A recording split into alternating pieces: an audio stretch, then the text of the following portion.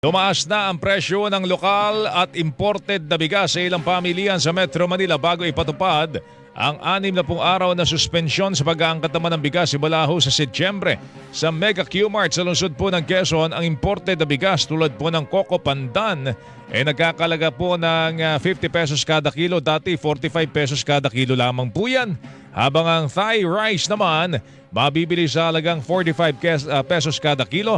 Dati po'y 42 pesos. Nagtaas din ang presyo ng lokal na bigas ng 2 piso hanggang 5 piso.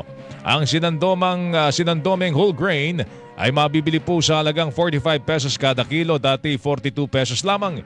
Mula naman sa 36 pesos kada kilo, 38 na po ngayon ang sinandoming na broken. Nagkakalaga naman ng 50 pesos ang kada kilo ng denorado mula dati 45 pesos. Naka-apekto kasi tumaas din yung kuha namin ng bigas. Yung dating 980, 1,000 na ngayon. 20 pesos ang taas yung 25 kilos. Dinig po ng isang tindera ng bigas.